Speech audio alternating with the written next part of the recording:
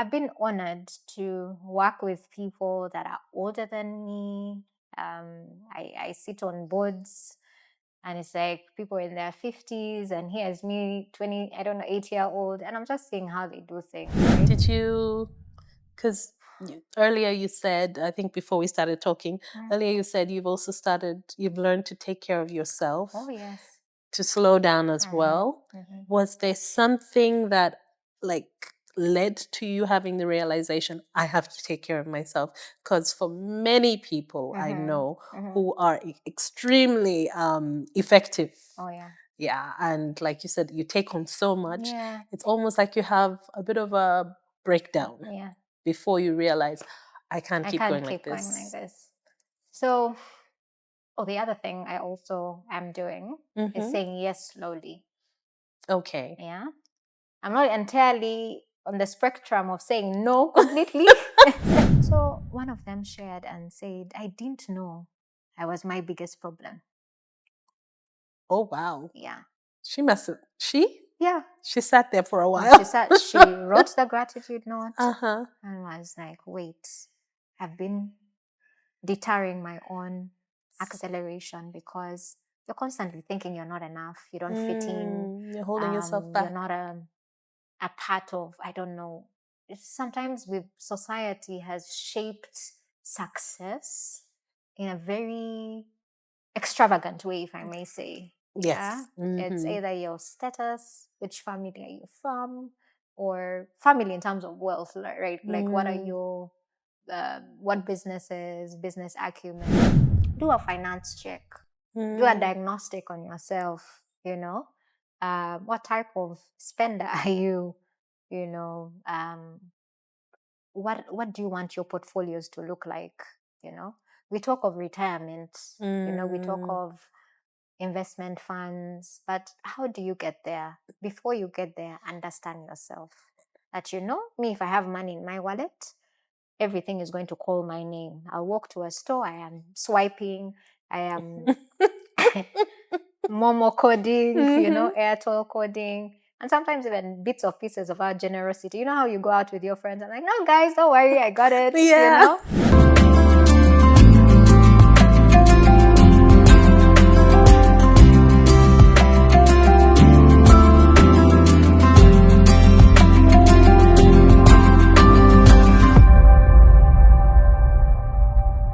Hello and welcome back to my YouTube channel. After a while, I know life has been lifing. And I'm sure that my guest today can even speak more on that. Now, we are on location at the gorgeous Opain Home Uganda showroom. If you haven't been by, you need to. It's located at the Chin Center building. There's luxury furniture here, so many new pieces. Plus, you can get your kitchens and your bathrooms customized just the way you want them. Now, my guest today, there's a lot to cover. She is the award-winning founder and team lead at iProfile Foundation. She is a certified Bank of Uganda financial literacy trainer, Women for Women awardee, global shaper, and so much more. I have Aisha ALli Mohamud joining me on Crystal One-on-One. Should I say I am starstruck? No. What do Should you I mean? pinch myself? I'm starstruck. After watching you for a while and seeing all the things you're doing, I'm just like, wow. Thank you so much, Crystal, for having me. I couldn't trade this for anything. Your poise is just so effortless. No. Your warmth is magnetic. And I send you greetings from my brother, who is, so I'm a last born of 4 children. Yes. And he said, you and Mitch should, and Fat Boy should do a reunion for your old listeners so that, they get to vibe with you. So I think that. Our radio days, but we had a good time. Yes. Well, it's so nice to have you. I know that this year has been busy, but it kind of seems like that's been the trend for the last how many years would you say? So many years. iProfile Foundation. Is it 10 years 10 now? years, yes. 10 years. Yes. You started in 2015. Yes. Oh my gosh, and there's a lot of work that you've done in this time. Yeah. Now, for someone who's like, okay, what is iProfile? what is your foundation about? Sure. So Our Profile Foundation is an NGO that leverages financial literacy, entrepreneurship, and digital skills for young children and refugees as well. And as the years got to evolve, we found ourselves sort of cementing and having focus on a few things, right? Yes. And so, business support, financial literacy through our Hope Finance vehicle. And we'll get to that a little bit. Okay. Yeah. We do know how accessing financing can be daunting, right? Yes. And oftentimes we're kind of putting the spotlight on financiers, venture capitalists, but yet we have the power to locally fundraise and unlock and sort of kind of be a part of the solution. And after working with, children, refugees, and entrepreneurs in the informal sector who oftentimes don't have access to, there's grants, this whole due diligence process. They don't have all that. It's such a complicated process. It is. So we took a risk and said, let's give out financing that's, interest-free, that doesn't require collateral, and entirely trust-based and sustainable. Okay. So, yeah. I think when I first heard about the work you're doing, Yes. maybe about 7 years ago, I think at that time you're working in primary schools Yes. with little children With at that little point. children, yes. I know you've gone on to work with refugees Exactly. and the children, but you're really passionate Oh, about I the am. youth, right? I am. So the beginning, I want to understand the reasoning when you're like, okay, I want to work with these little children. And let's talk, I guess, money in a way. Yes. Where did that begin? And what is your background? Definitely. I hope I don't get emotional when talking about this, but last year I lost my dad, who partly was the inspiration for why I started what I started. And I'm so sorry. Thank you. Both my parents have been, very supportive of my journey, whether it's my education, whether it's financing crazy ideas that I have. And so I had my first bank account when I was 8 years old. Oh. I don't remember how many years ago that was. I turned 30 recently. And, sort of being introduced to money concepts at a young age and just understanding, putting coins in a piggy bank. But also, my dad, may his soul rest in peace, was such a very disciplined man when it came to money and his business acumen, right? Okay. He was a businessman. Yes, Okay. he was. And to also see, how he built his business, but tracing back to his own personal values, how he treated people, how he managed his personal finances now away from the business, right? And so, would go to a petrol station, and it's a personal expense when it's not work expense. And he had a file for his receipts. Oh. And I'm thinking to myself, isn't this a little too much, And then over the weekend, and I know you will relate, your kids must be like, oh, mommy, we feel like pizza today. We don't want to eat home food. Children, we can be picky. Yes, they have demands. And my dad, on every weekend, every Sunday, it was a tradition, would eat from out. Yes. But any other day that is not Sunday, you're going to eat home cooked food. Yes. Right? And, there are just days where you come back from school and probably, it's spaghetti and I don't know what. And you're like, no, I don't feel like spaghetti. I want fries. I want this. And I don't want home cooked fries. I want to order out. And so one day, what really, I think, got me thinking around later as I grew up is there's this day I was like, Daddy, I'd like to have a pizza. And it was a Thursday, random Thursday. Not the Sunday. Not a Sunday. And he's like, you can go to the kitchen with your elder sister and, the support staff at home and make pizza. There's cheese, there's beef, there's flour, there's a cooker. You have literally everything. Everything you need. And I was so, sad. But then, he came along and, we made the pizza. And at that time I was thinking, maybe my dad is a bit shrewd and why, it's just pizza. But as I grow up, I get to realize that sometimes how we spend is critical. Yeah. We need to be cautious about how we spend, even if we have the means and money to spend, because there's a difference between having resources or portfolios, but also having generational wealth, right? True. And And the so, truth is, a lot of us are financially responsible because we don't know exactly, where we our don't money know where goes. money goes. You'll be shocked if you just did an assessment of how much you spend, if you tracked how much you spend. I had a session with some young people recently, and some of them are like, I don't even work. Where do I get this money from? Yes. But now, that experience of me being an 8-year-old, of course, I didn't, just slide through being financially literate. Oh Yeah. my God, I was such an impulsive buyer. Yeah. My first time in boarding school, I had my whole shopping list. He gave me everything and then gave me 40,000 for that term. And I'm like, Daddy, it's my first time in boarding school. Probably it will take time for me to adjust. And because I thought I'm a daddy's girl, I'll call. So 2 weeks, I spend the money And yeah, I'm and I'm broke. broke. And he's like, well, you have your Grab and things like that. And it's those little moments that, he was allowing Teaching me you to, experience these things in real time and learn the the consequences of your actions. So fast forward, like I said, I happened to be the last born of 4. But last born was, I think, who grew very fast, right? So the age gap between our firstborn, secondborn, third is quite huge. My sister, who's our firstborn, is older than me 10 years. The second one, 9. The third, 7. So somehow, So you came after 7 I years? came after 7 Oh, so you're the years. baby to everyone. Everybody, but somewhat an independent baby, right? I kind of being surrounded by my siblings and what they were achieving and sort of the culture even we have at home. We still have them, like, meetings every week as a family.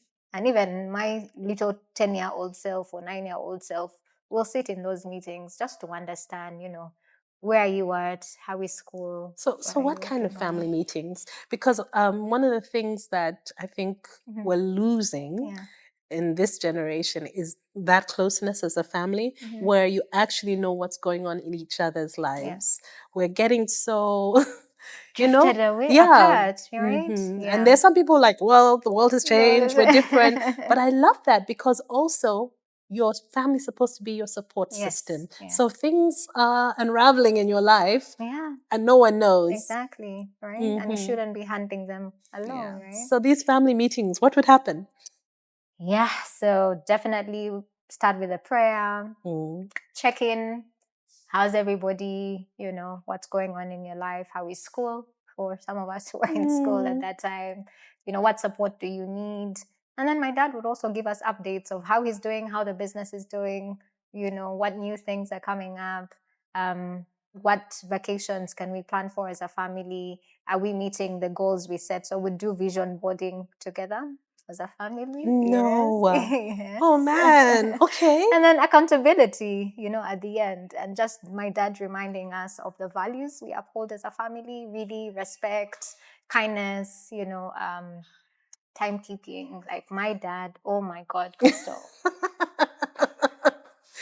So if you are a minute If you late, are a minute late, he's moved on, right? And it's kind of that discipline and character that he had that was woven with humility that for me, but also even before I even talk about the humility and his character, I think instead of being only our dad, he was our friend. My mom and him were married for close to 40 years. And you could talk to him about anything and he will hold you accountable as well. So every morning we'd speak about, what am I going to do in the day? And then later when I come back, he would be even the one to call and check on me. Are you doing well? Have you eaten? And it was just that kind of relationship that we had. And so back to even why I started what I do, around 2015, full of love for children, right? I grew up last born, gonna have kids to take care of. And Mm-hmm. each time people visited and they had children, You're like, oh, my come. goodness, I will do everything, make them sleep, feed them. Like, I just loved children. And so, reflecting on my personal journey, surprisingly, as a child, I was very quiet Mm. and very, organized, and like my life had a lot of structure, right? Okay. And I think it was just shaped on how I used to see my dad and my mom do things. Mm. So I was this very like So it was an extension of what you exactly were of what seeing, I was what your life was seeing like. exactly. And so fast forward, I remember in primary 4, I was always on time. My homework was on time. My books, like so, and I was very friendly, but not an extrovert, right? Mm-hmm. I will be in class. I won't make noise. I won't do like Yeah. I am literally not causing any harm or being a part of any rowdy Mm. stuff And and not things. easily influenced, I'm No, guessing. never. My Mm-hmm. values are deeply rooted. They are non-negotiable. Mm-hmm. And so when I got, the teachers were like, "Oh, Aisha, I would love for you to be the head monitor." And I we had to campaign Mm-hmm. and do stuff like that. But I got the position, did my roles and responsibilities, and then Did it feel natural to you? yes, it did. Mm-hmm. But I was quite nervous each time we had an assembly and I had to speak in front of so many Ah. people, right? Mm-hmm. Because I usually don't like that. You want to do the work behind the scenes. Exactly. And then surprisingly, even in secondary school, up to as I grow up, somehow leadership positions just kept coming. And the Mm. highlight was when I was in Form 5, and you go through the screening process, the academics, and then I had to contest for health prefects, Mm. and my counterpart was a male. And so the school has, I don't know, 2,000 children or more. And you have to go to every class and sort of influence and do those things. Remember, Yeah. I told you I will quick with the microphone. Yes, those I'm like, how campaigns. The am I going? campaign week. Was it campaign Exactly, week? yes, where you Mm-hmm. have to go in every class. Yes, yes. And I am wondering, how am I going to do this? But because I believe in the power of um, collaborative effort, so my friends, my support system, before I knew it, I had a whole campaign team. And I didn't make any posters because I was this type of person who, if I, meet you along the way, I'll say hi, whether I'm senior one or, it's a gatekeeper or the cook. Like, I just made friends and just loved listening to people and just extending any support in any way. So, long story short, on the day of the campaigns where the Mm-hmm. whole assembly is there, I was like, so I was a good writer. Now I'm not anymore. I think I love speaking. So I, put together a few things before the campaign, make sure the sick bay is clean, and just volunteer some time to ensure that, the stash of medicine is well organized, it's dusted, just getting to know the nurse of the Oh. school, what are her needs, and just co-creating those solutions, right? Now, my friends who knew I do not like speaking in front of very many crowds were like, you know what, we can distract people with a skit behind the scenes on, health and staff and placards. Uh-huh. So I just go through my written speech very fast with my shaky And you have voice, a performance and I have behind a you. performance behind me. So you must be wondering, did I go through? Yes, I did. And it was such a beautiful leadership journey of mine. So in a way, it taught you that even though maybe you might be a little anxious here Yeah, and there, you're not 100% confident in some areas, you can still push through. exactly. Okay. Yeah. Could I ask which schools you went to? Sure. Yeah. Yes. So I went to Jack and Jill Mm-hmm. primary school, and then I went to Lowell Girls. Mm-hmm. Yes, and then finally Kakungulu Memorial School. Okay, Yes. okay. And you grew up in where? In Kampala? Yeah, I was born and raised here. I'm like a third generation Okay. child. My great grandparents Mm-hmm. migrated to do business. I come from a very entrepreneurial family. So And it's so no it's surprise no in a surprise. way. Yes, yes. Okay, Yeah, okay. yeah. So what about uni? Where did you go for university? Before I come to that, I just remembered something. Yes. the piece where, we're speaking about white children and financial literacy, Yes, right? yes, yes. My mind, I think, was all Mm-hmm. over. Because I was wondering, why did you Yes, start exactly. Yes, there? yes. Mm-hmm. So for my journey, of having my first bank account and then being a leader in, school, but not having the tools to shape my leadership journey, right? I don't think I was taught public speaking in school. I don't think my roles and responsibilities were kind of laid out for me very So you were well. kind of just I was kind figuring of it. just figuring it out, Mm. and just winging it. But around, I think teaching children one stemmed from, my love for them, and to go beyond how we see children, right? Mm. Oftentimes we think, it's all about the playground, fun, and not kind of getting some of the most needed skill sets for children to Mm. have at a tender age. Yeah. And I think there was a study done in 2016 that showed only 16% of Uganda's population had saving bank accounts, right? Mm-hmm. And then if you dug a little deeper, at what age did we even learn how to manage money? Some Yeah. adults are still, learning Uh, and learning, are struggling. struggling, are Mm-hmm. trying to be modest, No, no, no, no.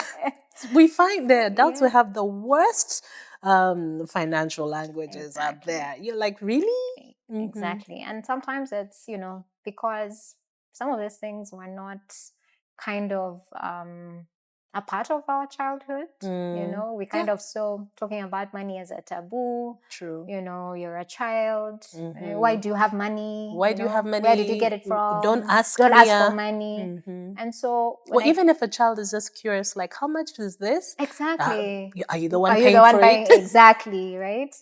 And then I thought, my own experience would kind of add a brick to children's foundation. And so Mm. when I got certified Mm-hmm. by the central bank in 2015, I called my friends and I told them, yeah, this is what I'm thinking. And I think we could do something with children Do you think it was around a surprise leadership. to the people who know It you? wasn't. It wasn't. It wasn't. But when I approached my dad and I told him, oh, I'm starting this. And then he was like, great. Remember your bank account that I opened for you when you were at 8 years old? Mm-hmm. So you're going to use that money to fund your own stuff. Oh. And I was like, are you going to give me some of yours as well so that I don't deplete all of that, I was like, no, now you're an adult and yeah, you can invest in yourself. And Mm. so for the first 2 years of operation, we're literally self-funded.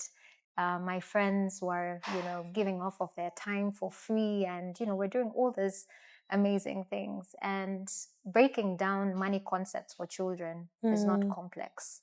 It's Mm-hmm. as easy as having conversations with them when you're going to the grocery store as a parent and be like, before you go, let's write down our shopping list and then teach them what budgeting is in a language that they understand, right? Mm-hmm. Needs and wants, money history, them understanding that there was barter trade before, differentiating between counterfeit money and real money, Oh, I hadn't thought right? about that. Yeah. Mm-hmm. And there's a money museum at the central bank. So we take them there and, they're looking at these notes with the features because children are often sent to the shop to buy stuff. But do Mm. they know how to count the change? Do they know how to tell if it's counterfeit or not? And Yes. then when I thought about it deeply, I was like, teaching is one thing, but igniting that self challenge would be another, right? And Mm-hmm. so we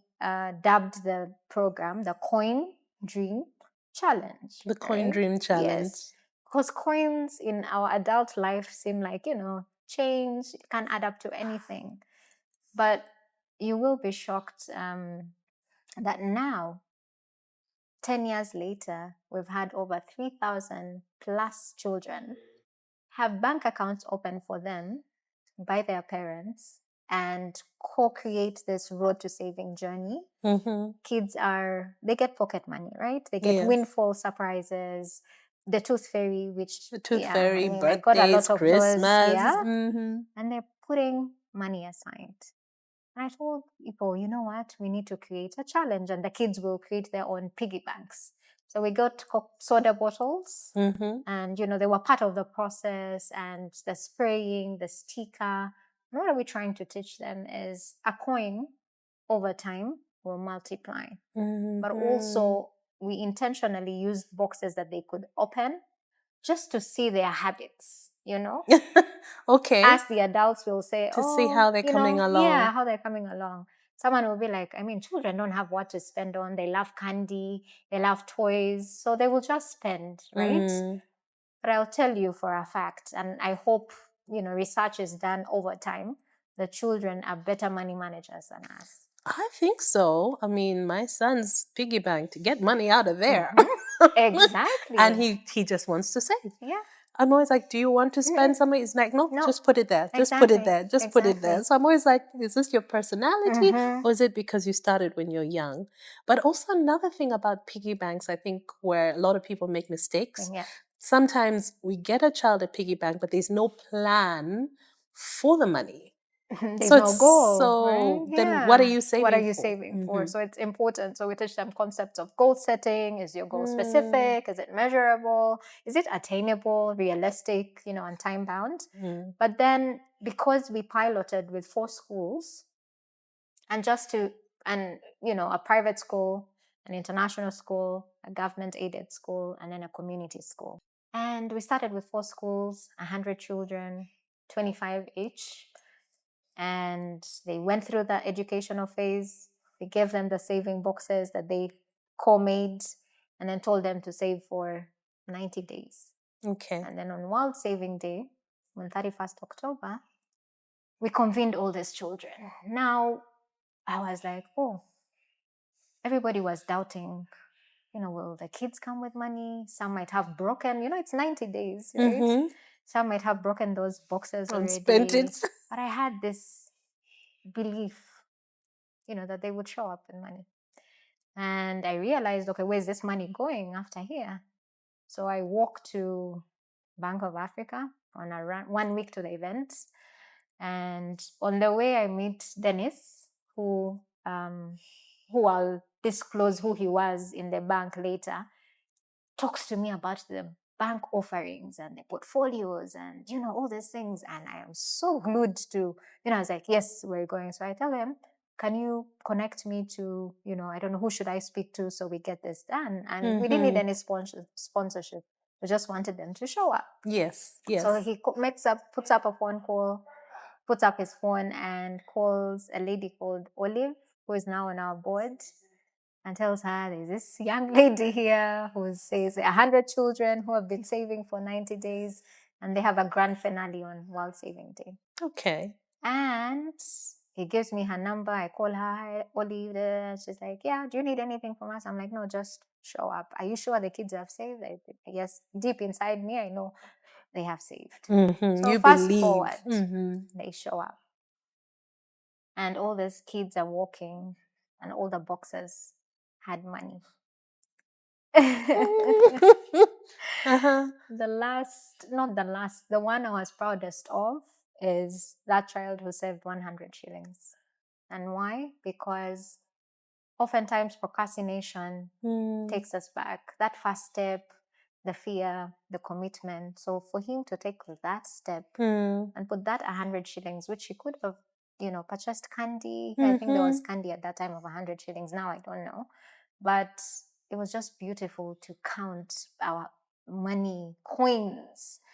And it was so full, and the parents were so invested and excited. And then listening to the stories on how they got this money was very touching. There are kids who had pocket money, others had windfalls from aunties, uncles, tooth fairies. But then there was, this school of a community school, and they pay about 150,000 a term. And these kids were collecting bottles to sell, I don't know, like different things they were doing to save this So money, they're figuring out ways to ways to make make money. money Yeah, and save to it. save. Mm. As I speak today, and I hope someday I'm able to take you to that school, it's been one of the best performing schools when it comes to saving. They have a school bank Oh, that has ripple affected wow. to their teachers, their parents. And if I give you a glimpse of the stats, sometimes in a term they will save 8 million collectively. The teachers will save 9 million collectively. What? And then we've seen parents boost their children's savings and realize their dreams together. They've bought plots of land over the years. Yeah.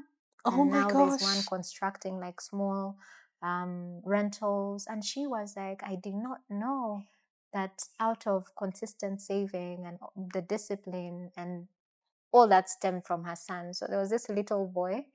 When we started the program in their school, he had, we gave out ATM looking like banks, right? And because he was in primary one at that time, and we're not taking on primary one children to kind of unpack these concepts for them, he would always come to the window, you know. And that day, So you were I working with was, the older children? yes, from P2 to about P6, and then he's always at the window. And then the headmistress was like, "Do you know Aisha?" He's called Julius. Like, Julius actually brought for me a hairspray can and told me he'll be bringing 100 shillings every day, even if he's not yet part of our program. Oh. And when I had that, I was like, no, we can give him, a piggy bank. And then there's a picture you'll see of him holding his hairspray can and his ATM looking like Piggy bank. Mm-hmm. And he's the one I was talking about that inspired his mom. His own mother. Yes, to open an account for him. And they're the ones who bought the land and are building rentals now. Yeah.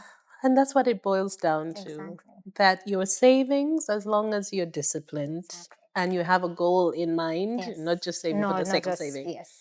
you can actually do so much. Absolutely. So this is when I ask, how did you start your work in the refugee camps then? So Uganda is one of the largest refugee hosting countries, right? Yes. And with open door policies that allow, for refugees to thrive, integrate, and start businesses. Yes. But a lot of times when people, migrate, go to the refugee camp, it's not like, they've left their skill sets, who they are, come to a new country, learn a new language. For some that may not be English speaking where they're from. And then, there's always international aid, giving food ratios, makeshift tents to kind of help you, settle down. Yeah. But when they come to the urban center, they have to be self-reliant, right? So you have to make your money, you have to start a business, you have to navigate a lot of things, compliance, etc. But what pushed me to support refugees is in 2018, one of our partners, the US Embassy, reached out and wanted us to open a center in Kisenyi. Okay. And at that time, a lot of our interventions were on financial literacy and entrepreneurship, right? And a bit of, mental health, but would have partners to do that because it's not our cup of tea, right? Yes. And so we opened a center that had to, upskill and skill young girls, particularly, to kind of, acquire skills that would generate income for them, that would help them live a better life even. Yeah. And so, new territory, navigating, what would they want? So I go and sit with the elders of the community. And here's my little self sitting with so many men in one room. And I am just like, yeah, would love to support, but would love to hear from you how we can support. And then, they love henna designs, tailoring, photography skills, ICT, and basic English. Mm. So there was an original design of the program, which we had to sort of flip and kind of rewheel to fit the community. Now, why am I bringing this up is oftentimes we sit in our boardrooms, we sit in high-level meetings, program meetings to design solutions that we think will make change in a community. That we designed. That we designed. But we forget that our interventions sometimes have a window, either because of funding or the timelines. So when you're not in the community, you've trained, your 3 years have elapsed. What next for the community? Can we shift power to communities to champion their own solutions, but also own them so that they're able to be sustainable and there's meaningful impact being created. So there's an actual, long-term effect. It's Yes. not just helping. Not just helping. You need to create sustainable change, right? Yes. And so we put out a call. The list was overwhelming. And I remember what struck me when I was, going through with the team, we had a 70-year-old sign up. 70-year-old? Yes. Okay. And I was curious, why? So I sat down with her. And I had never, had a personal story from somebody beyond the report and statistics and the news of, people losing their loved ones and migrating and losing everything and rebuilding and all the highs and lows and in-betweens. So I sit down with her and I'm like, why you signed up? I'd love to know why.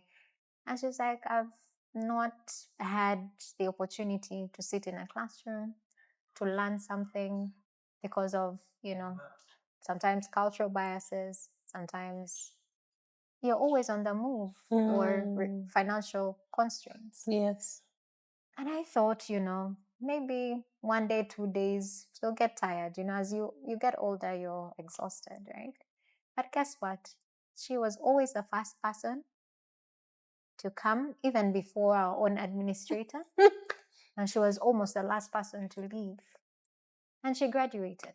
So she was eager to learn. And that alone just got me thinking about the opportunities that we have, the access to education, the access to a roof over our heads, where you don't have to worry about your next meal, You don't have to wake up, out of bad dreams because of an incident where you experienced war.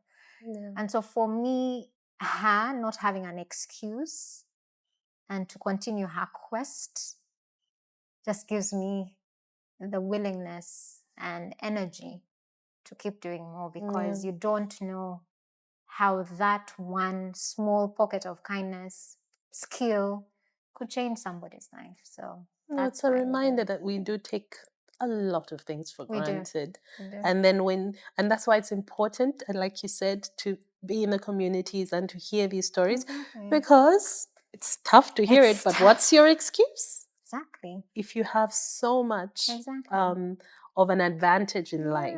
Yeah.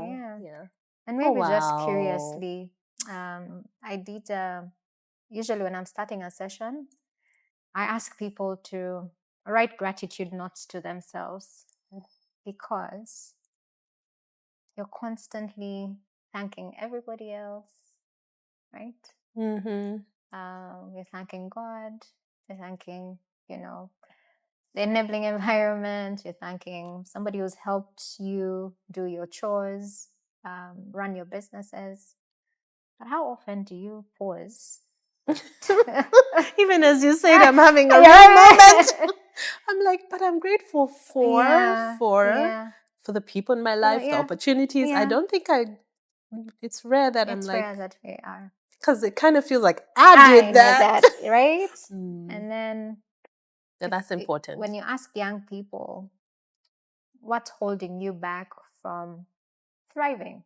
They'll tell you the economy, the environment. We always shift blame. Mm-hmm. So I switched it up a little, and I was like, before we outwardly sort of shift why we are not becoming, pause and introspect on that self-doubt that is creeping in your mind, Mm-hmm. the perfectionism that I once had that I'm getting away from. Ooh. You know, the I fear. like that you said I I once was, had. yes, you Yeah. know, Mm-hmm. the fear, the laziness sometimes, Mm-hmm. honestly. Sometimes we're just too comfortable. Yeah. And you're like, well, I only live once. Let me enjoy myself. After all, I make the money. So I can be late to work. I can, pick from the business. Mm-hmm. And That's also a big reason for exactly, many of our financial exactly, decisions, our exactly, poor financial decisions. exactly. So they each wrote down what's that thing. I told them to choose one because there's so many. So I wrote perfection because I'm still getting rid of it. So every time I tear it, I'm like, oof, a piece of it is gone. Getting better, Mm-hmm. So one of them shared and said, I didn't know I was my biggest problem. Oh, wow. Yeah. She must have. Yeah. She sat there for a And while. she wrote the gratitude note Uh-huh. and was like, wait, I've been deterring my own acceleration because you're constantly thinking you're not enough, you don't fit in, You're holding yourself back. you're not a part of, I don't know. Sometimes with society has shaped success in a very extravagant way, if I may say. Yeah. Yes. Mm-hmm. It's either your status, which family are you from, or family in terms of wealth, right? Like what are your what businesses, business acumen, or how influential are you, right? But it's not often the other things that make us human, like you have a good skill set, you're good with people. That alone can open a door for you. So do not think if you don't have a 6-figure balance on your account, Or the negative or the mindset. negative, I don't have, I I don't don't have, I have, I don't don't have. have, nobody in my family has, each one of us is unique, just like our fingerprints. Yeah. And so just immersing yourself in who you are and extending grace to yourself and limiting on the excuses, honestly. We all have 24 hours. We all breathe the same air. We all have the same blood. But it just takes that intentionality, the consistency, the commitment. True. Nothing will do itself, and just learning to be somebody that is very focused on achieving things. Yeah. Essentially, stop giving yourself excuses. Yep. Look You just yourself said in it the in a mirror. very nice way. Very nice way, but she's saying stop giving Excuses. excuses. Yeah. But that's true. I think in many ways we hold ourselves back. And what's sad is you find a lot of people only get to this realization later in life, in their 50s and Exactly. 60s. Yeah. So if you can start to build that part of a young person's like belief in self, I think it's important. And self-awareness as well, knowing your personality tests, like, are you a red, are you a blue, are you a green? Yes. Are you an implementer or are you a starter? You can't be everywhere. Yeah, You can't can't do clone everything. yourself to do everything. You have to learn how So to delegate. is this you talking about yourself right now? I need Yes. to hear more about this perfectionism. My God. I like things a certain way. Like I will get into a space, and if the chair is slightly out of angle, I'll get up, and if I find anything on the floor, I'll pick it up. I just like working in an environment that is enabling, right? But beyond the minimal OCD that I have, I think, or getting away from, I just love clean spaces and stuff like that.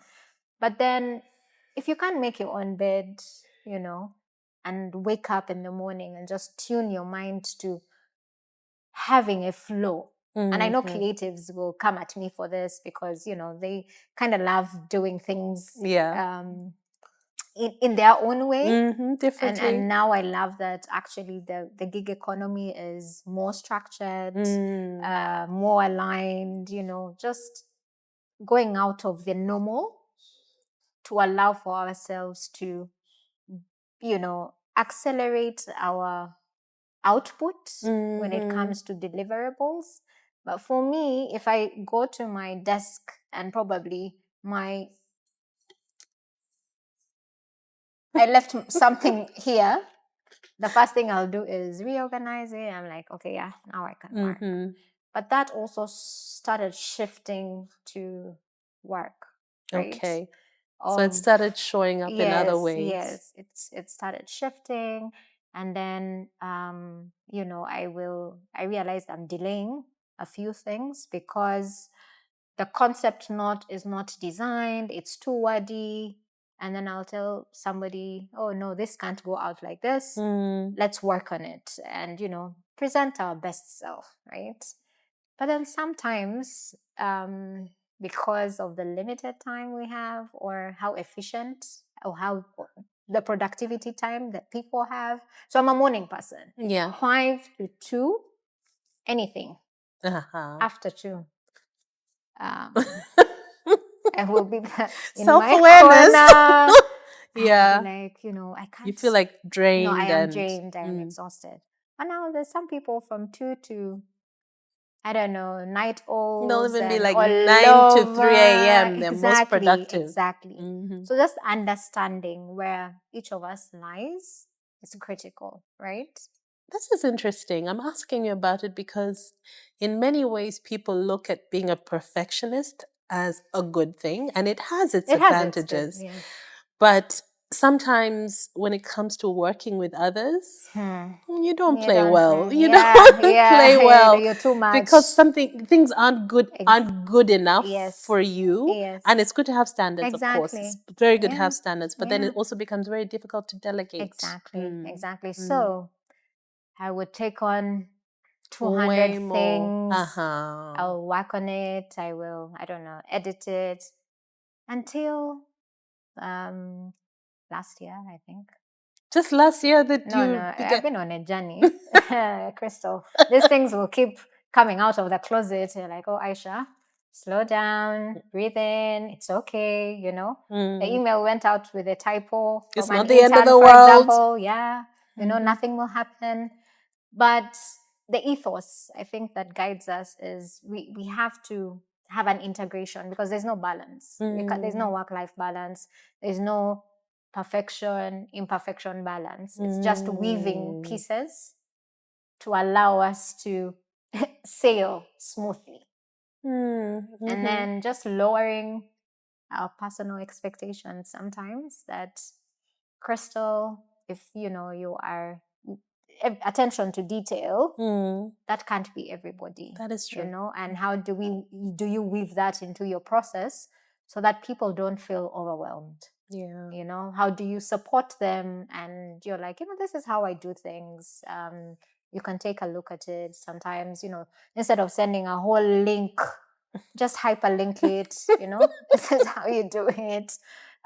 Make sure you proofread your email. It's those little, things that sometimes give impressions in the professional world, right? And then as young people kind of stepping in our different careers, for us to grow, we have to step up a little. So just weaving and kind of slowing down when you're going overboard with perfection, right? Slow down and just have a minimum threshold of, okay, this can pass. But then there are certain non-negotiables, and it's not the end of the world. So lately, I don't reply to emails my standard time used to be 2 hours.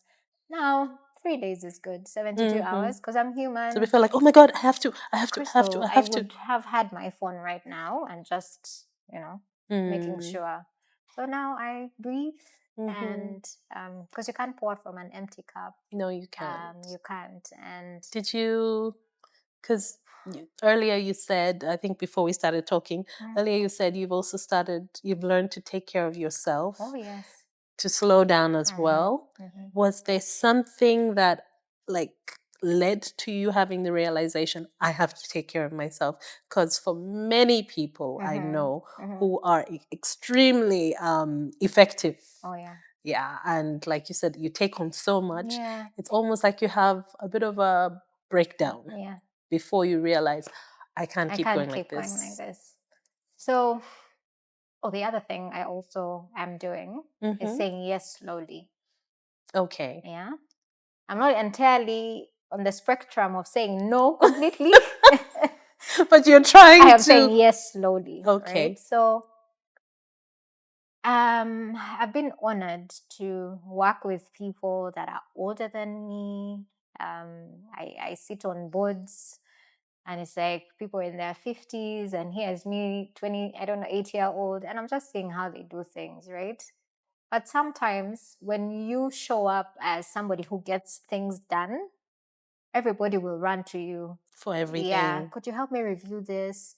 Could you help me work on this? I'd love for you to show up for me in this way. I'm a present friend, I'm a present sister, I'm a present daughter, I'm a present colleague, also a present stranger, if I might say. Like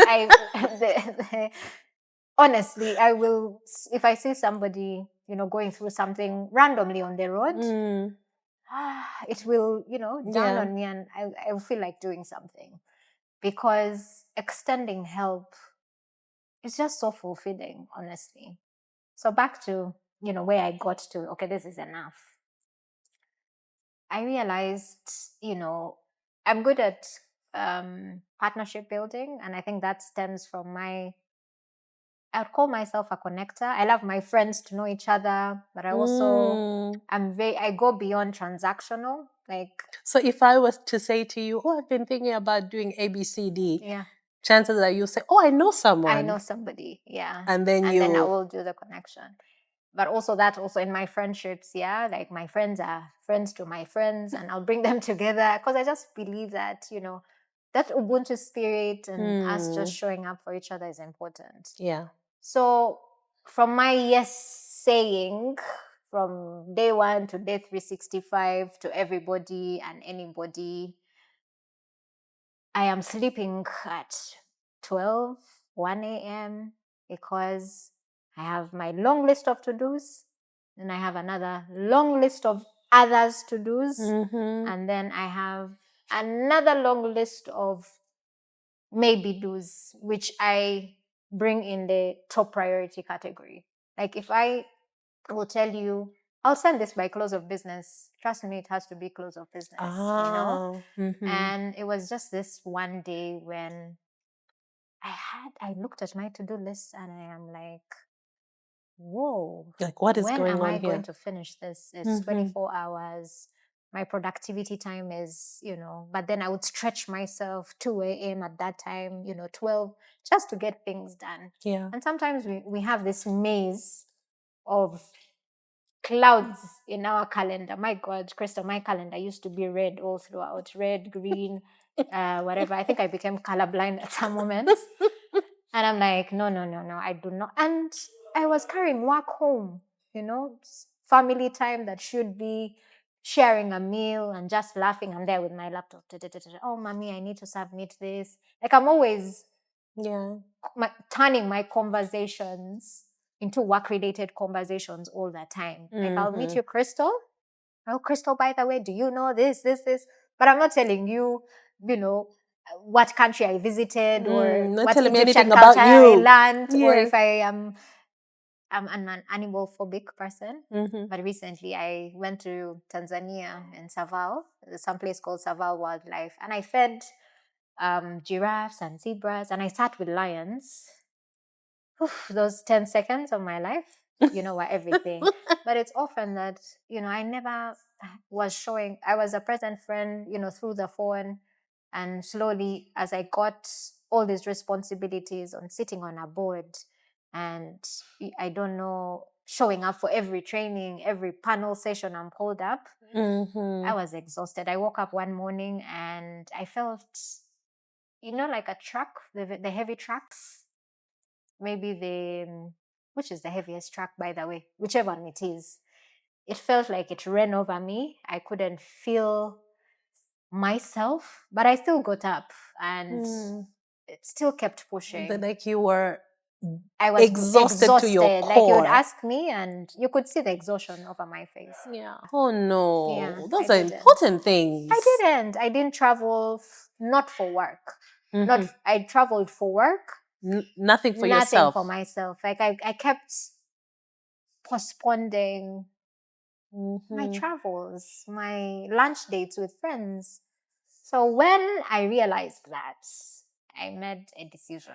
I sat and I said, Aisha, you love yourself a lot. By the way, I love myself a lot.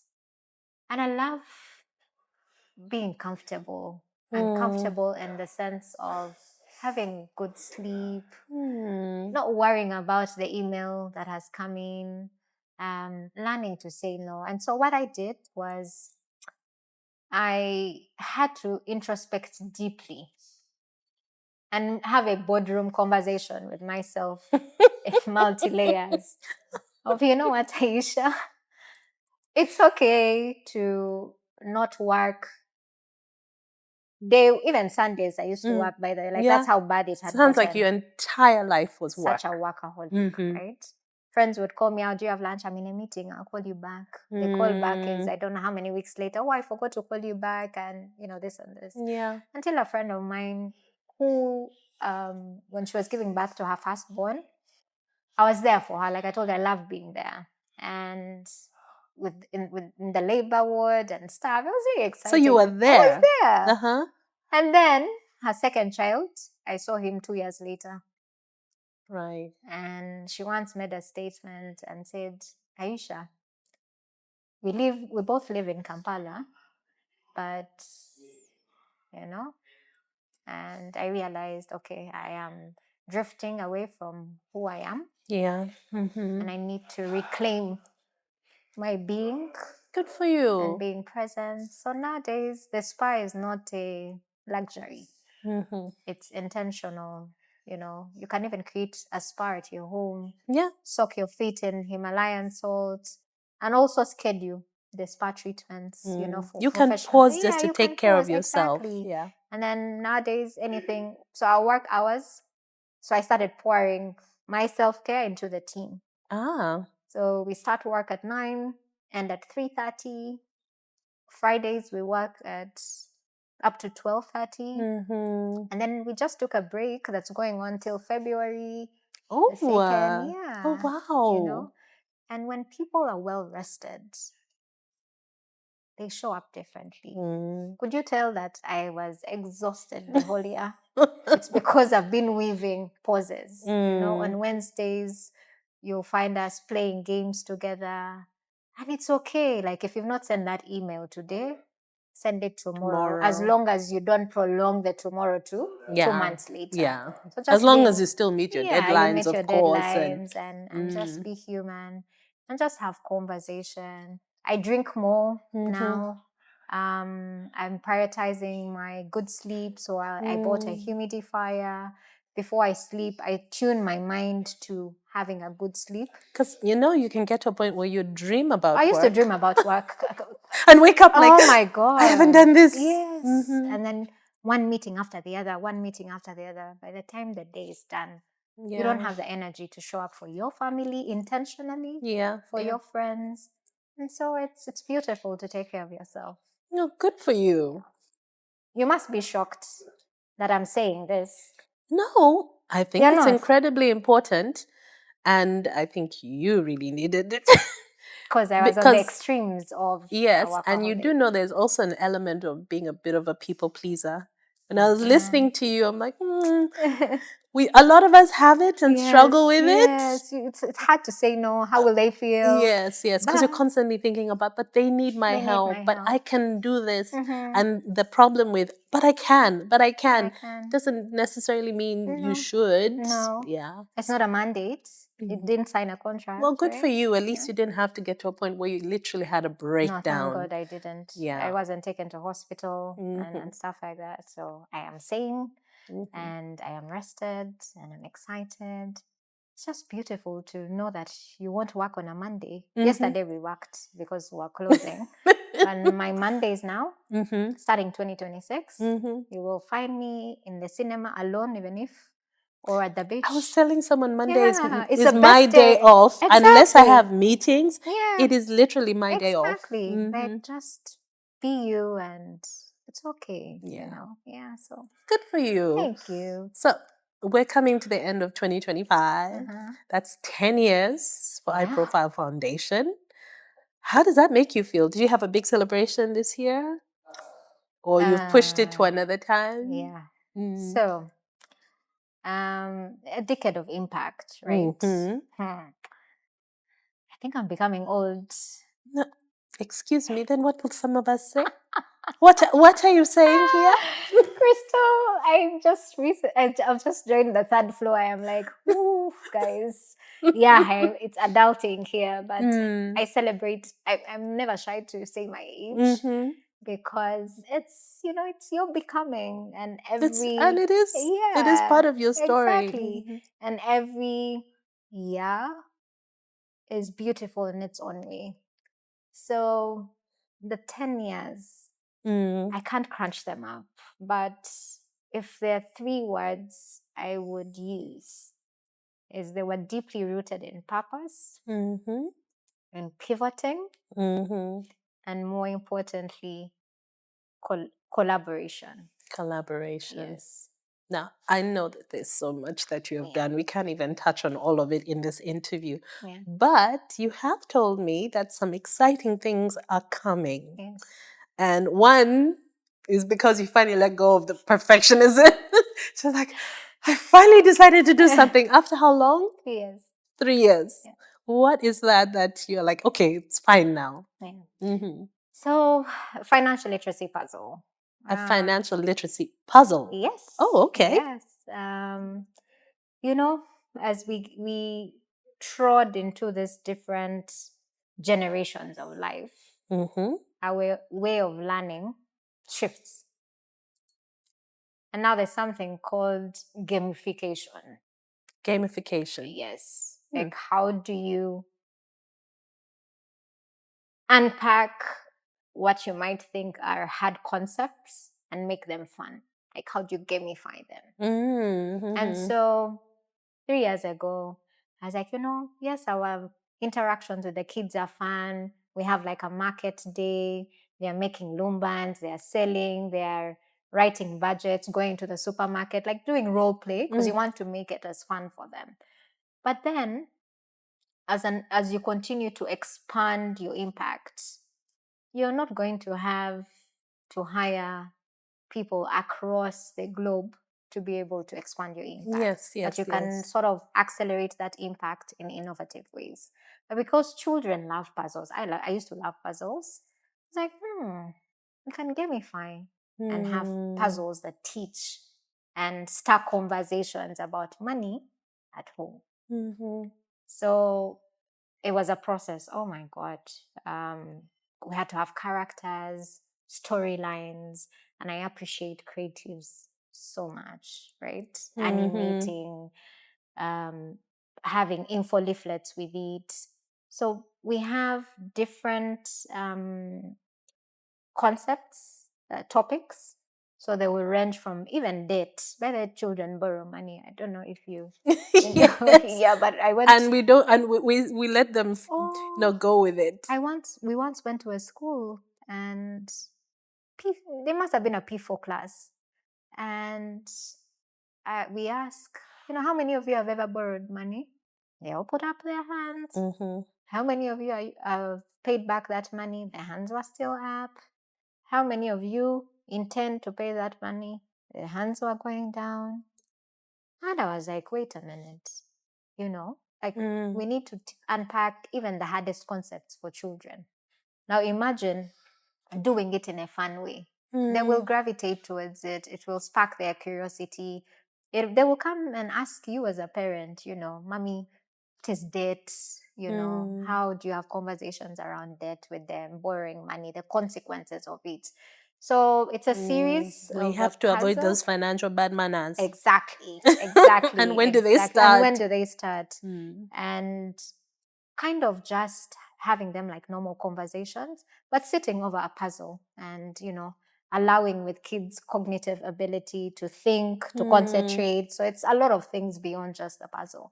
And we will be launching it next year. Okay. Financial Literacy Month, which is April. And it will be sold globally. Oh my gosh. So that's in production right now. Yes, it is. Well done, you. It is. I can also hear the very passionate teacher in you. As you're talking. I think if you could have a fly on the wall in all the spaces, like, yes, and now? Whether I have longer conversations with children than adults, you'll find me in a school. Yeah. We've gone to train. The training is 1 hour. I will sit. I have kids up to now who've gone through our program that are 17 years, because we formed them at maybe 10 or what. And like, I've become a part of their family. They call me Auntie Aisha. They'll call me and tell me their issues. Now there's this money. Now we are starting this business. There's one even who invited me to go to her school because she started a club, a saving club. Oh, and it's just so beautiful. Like, children are so innocent. They are very honest. And if I can be that shoulder that they can lean to and have fun with, and I understand them, they understand me. And so, yeah. Yeah. And children breathe life into you as well. Do. I'm always happy around them. Okay. Also, I know that something exciting is happening. Yes. We have to wrap up soon. Yes. But please tell me. All right. We get the cat out of the bag a little bit. A little bit. Yes, what you can share. Okay. So, appreciating craft. Yes. The make of, it's just as simple as, this ring or this dress or this stitch. To us, it looks like a piece of cake. Yeah, when you order. I tried to crochet. I am going to put myself out there. I am so bad with crochet. Is not for me. Me too. I cannot. And I watch someone else pick it up like this in 5 minutes. And she's making all these things, and I'm like, how do you? You're right. I can't draw the map of Uganda or even a cup. Sorry, like that's my So I appreciate people that are crafty. And there's a passion project that is coming up. Okay. And it's so dear to me because I'm doing it with my friends. Oh, yes. Okay. And it's really bespoke Ugandan brands. One of them, I carried them along somewhere. Okay. And in the fashion, in the fragrance, and in the leather, in the leather industry and carpentry. So it's a fusion of refugee artisans and the bespoke brands who are my friends. Okay. Coming together to co-create a product that is woven with culture, those ancient crafts. It's a bit out of the ordinary, right? Like crafts techniques, paintings. Imagine henna on a bag. Oh, henna on a bag. Yes, we've tested it for a year and it looks beautiful. Okay. Exactly. Right. And then even with just, abayas that have African fabric on them, to you don't see that you don't see that, yeah. And, trays that are printed with henna drawings, but, like imagine a tray, a serving tray, and then it's beautiful with drawings and then, so a bit of that, and then fragrance, candles, some closet sachets.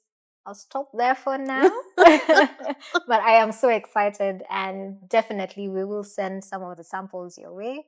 Wow. As a gift from us to you and these amazing artisans that we work with, featuring different cultures. That is so cool. Yeah. And it just feels like community coming together and everyone just sharing. Yeah. Well done, Thank you. How long have you been thinking about that?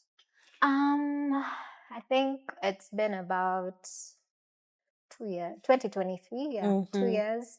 We tested out with a couple of friends of mine and a very generous person who I met randomly will be funding the project, and those details will be shared next year. Okay. Yeah, Okay. yeah. When we can talk When we about can it, talk when about she it, can talk yes, about it. yes. But it's just beautiful how the world just aligns perfectly, Mm-hmm. especially if you're very intentional, very impact oriented, but also extending fair trade. A lot of the creatives, someone will tell you, oh, I need a, a throw on, and I only have 50,000. It's a lot of craft, it's material, it's stitching. I could Yeah. barely ride a sewing machine, my goodness. So Mm-hmm. I'm appreciative of the crafts, Yeah.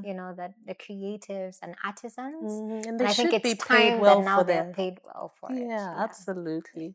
So as we wrap up, Mhm, as a certified financial literacy trainer, mhm, and like you said, breaking down concepts for children, mhm. but also just acknowledging that even adults have Are some of the struggling. worst financial habits. I mean, I think all of us, we have moments where like, but really, I did I know. have to? Why did I? It- What would your advice be? Something just short and simple, just to shift someone's focus mhm. on what maybe their own financial literacy, Journey. journey is all Sure. about. First of all, breathe. Don't feel pressureful, you Mm-hmm. know, because everybody's journey is different. I was once an impulsive buyer, Mm-hmm. but it took me time to let go of some of those habits. So automating my savings helped. Automating your savings. Yeah, like Okay. having Mm-hmm. standard Mm-hmm. orders and um, sort of investing in unit trusts, which Mm-hmm. are Making available. sure that you have a plan I for have a whatever plan money for the comes in. money, right? But Mm-hmm. before anything else, before you take any advice, just like, I don't know if people go for health checkups randomly, or do they wait to be bedridden? Most people wait for something to be And all of wrong. us have been a part of that process, but so don't wait for it to become a health crisis. Yeah. And if I'm to tweak the analogy to the finance world, right? Do a finance check, do a Mm. diagnostic on yourself. What type of spender are you? You know, what do you want your portfolios to look like? We talk of retirement. We talk Mm. of investment funds, but how do you get there? Before you get there, understand yourself. That me, if I have money in my wallet, everything is going to call my name. I'll walk to a store, I am swiping, I am Momo coding, Mm-hmm. Airtel coding, and sometimes even bits of pieces of our generosity. You know how you go out with your friends and like, no, guys, don't worry, I got it. Yeah. And then you're not analyzing your finances. So do Mm. a finance diagnostic on yourself, do that check, make sure you take those small steps. Mm. Be your own captain of your ship, sail through the monsoon winds. Mm. If you sink, get up, it's okay. Yeah. Extend yourself some grace and start somewhere. Mm-hmm. Action changes everything. True. I Yeah. think sometimes it's just It's to just the start, action. But even seek with the knowledge also. smallest amount Yeah, to the smallest start. amount, 2,000 shillings. A year is 720,000. If you want to save 10 million shillings in a year, it's Mm-hmm. 25,500, I think, What per day? per day. Mm-hmm. Yeah. And so just understanding that the first step counts, the consistency matters, and the Mm-hmm. intentionality. But more importantly, your why should be very, very powerful. Yes. Yeah. So that's why you have to do the Finance health check. financial check, Mhm. and then also sit down and ask yourself, okay, what your intention is, what your Yeah. goal But is. if you feel like you can't take self accountability, find an accountability partner. That's what I was thinking. Yeah, I know. And if you're struggling, I'm get speaking help. out of experience because, guys, it's not easy. Mm. There's a lot that goes on in our lives. Mm. Sometimes we are not prepared for health shocks. So before you're shocked by the health, Mm-hmm. make sure you're planning for some of these things, and do it effortlessly. Like, you saving money should not be Painful. you know. Make sure it's a priority in your life, because you want to build your saving portfolio, your investment portfolio, your retirement portfolio, and also have an emergency fund. Yeah. As Africans, you know, you're going for wedding meetings, you're going for, I don't know, baby showers. I mean, we're in that tradition. You have to give, Yes. right? Yeah. But you can't keep picking from one stream of income, for example. So diversify a little, use unit trust if you're not an entrepreneur. You can be an investor. So it's a mixed goodie bag, Yeah. and everybody, you know, can have a compass that takes them to their orbit. That's a Yeah. good point. Someone was talking about how black tax, Mm. for many of us, is part of It's life, part of life. but you have to plan for You it. have to plan for it. So you need to Yeah, be and imagine, intentional and yes. say, have a fund that, Yeah. and then if it's done, it's done. And there's a minimum amount, you know. If you go beyond that threshold and the account is on zero, then it's okay to say that, you know, I can't come through right now. You're not a health doctor to save, you know, multiples of lives. Well, Aisha, thank you so Thank you much for joining too. me. This has Yeah. been absolutely amazing. You're welcome. I hope you know that you are doing amazing things. Thank you. So, yeah. So before Your you wrap flowers up, now. I love gifting. So I got you a little something. Oh, And thank that was you. me stalking what you might like.